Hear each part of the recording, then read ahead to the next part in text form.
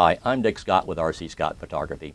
A few weeks ago I posted a video about using the Canon 7D Mark II and the Canon 400mm f5.6 L series prime lens for doing nature and wildlife photography. In that video I showed the RCSP-7 flash bracket I build and sell on my website.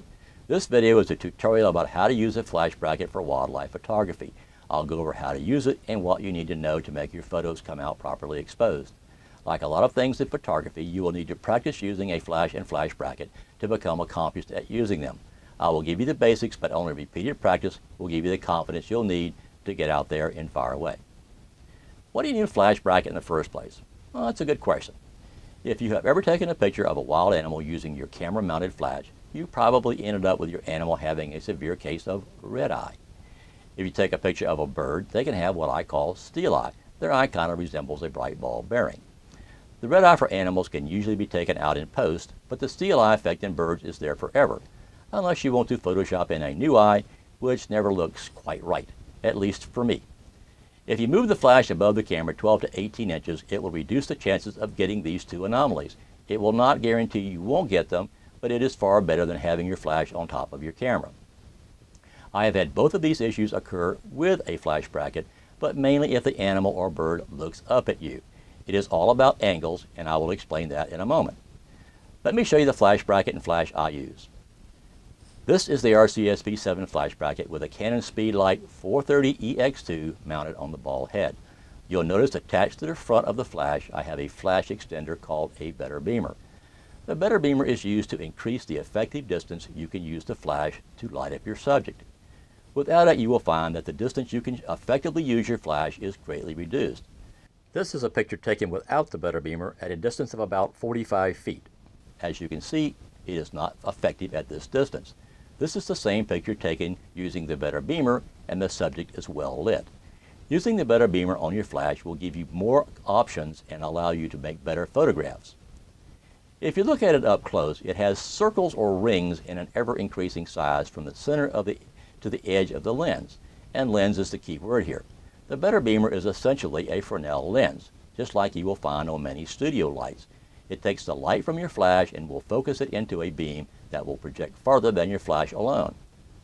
I'll tell you how to set your flash to use the better beamer a little later. Now back to the flash bracket.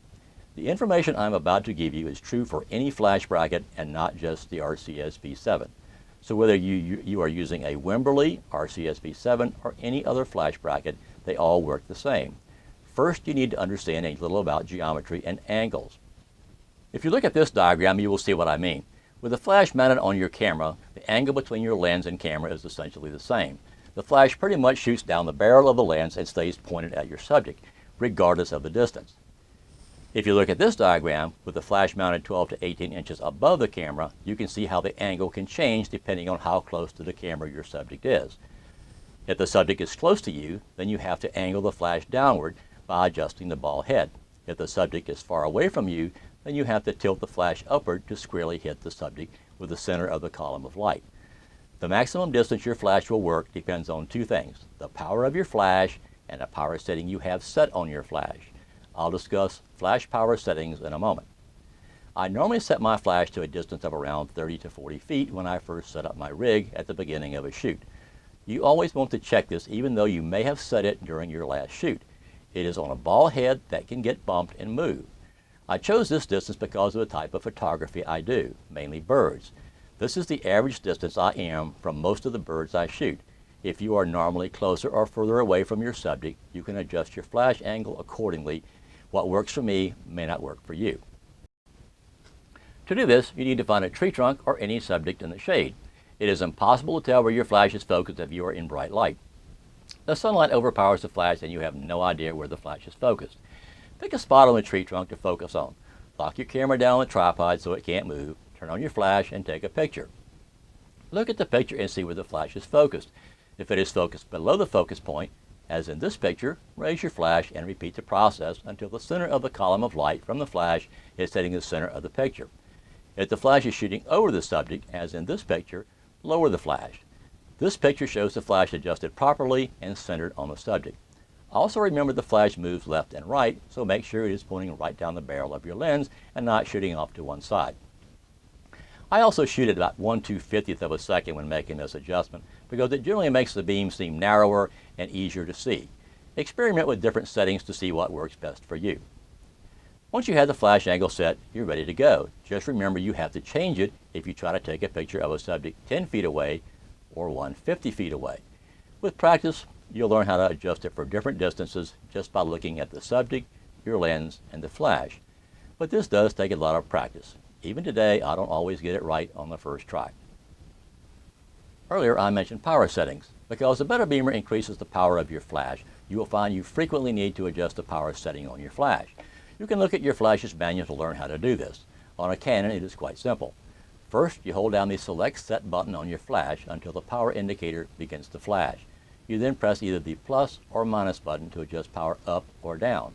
Canon flashes adjust 1/3 of a stop each time you press the button. You can increase or decrease the power up to 3 stops. If you are close to the subject, you need to reduce the power, and if the subject is further away, you may need to increase the power. You need to adjust the power setting when you set the flash angle at the previous step. This will give you the proper amount of power for your normal distance to your subject. If your subject is further away, you may need to increase the power. If your subject is closer, you may need to decrease the power to keep from burning the subject up. Light is not linear and decreases and increases fast. Getting close to your subject can cause you to overexpose your picture very quickly. Moving closer by only a few feet can make a big difference. The same is true for being further away. Only a few feet can mean your current flash setting will render your subject way underexposed. Use your histogram to see what your flash is doing and favor the right side more than the left. That old saying of shoot to the right is really true, just not so far right you blow out the highlights. Even with today's great cameras, you will find that it is always better to slightly overexpose your pictures than to underexpose them. While you can bring up the shadows in Lightroom and Photoshop to try and recover the shadows, you will find out very quickly that you also bring up a ton of noise along with it.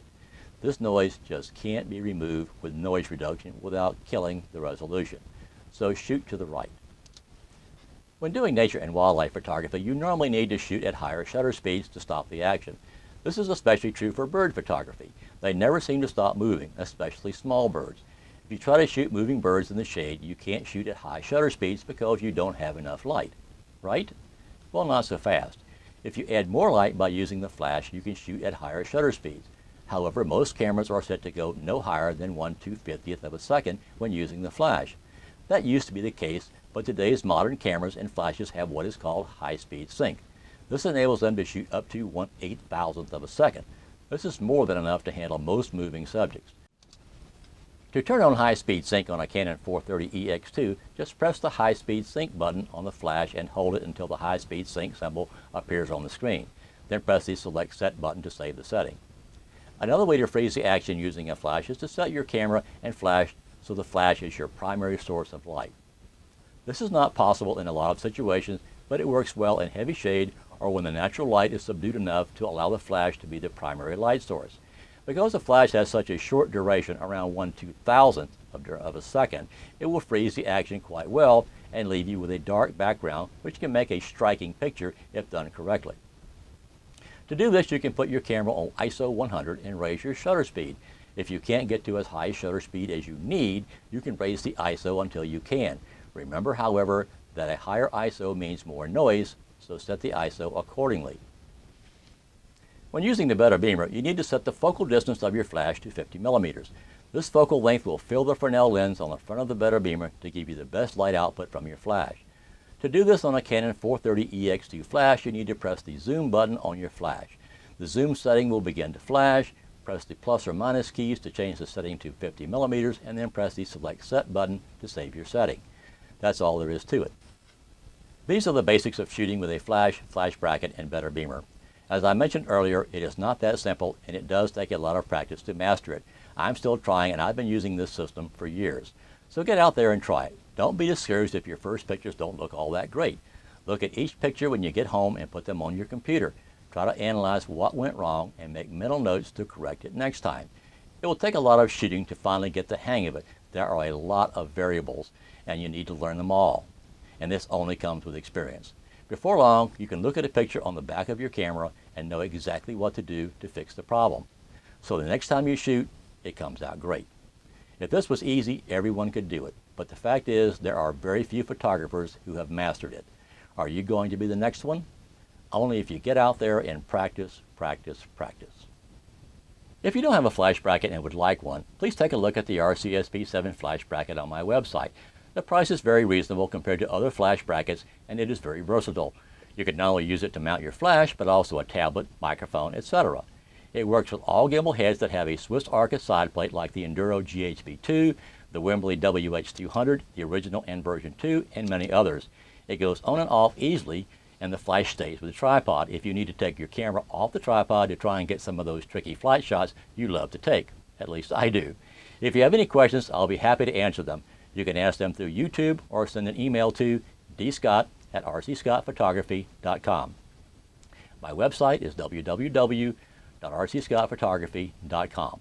Please check it out. I have a gallery posted on the site where you can see some of my pictures. If you like this video and want to see future ones, please hit the subscribe button. If you liked the video and found it informative, please hit the like button. I'm Dick Scott, and thank you very much for watching.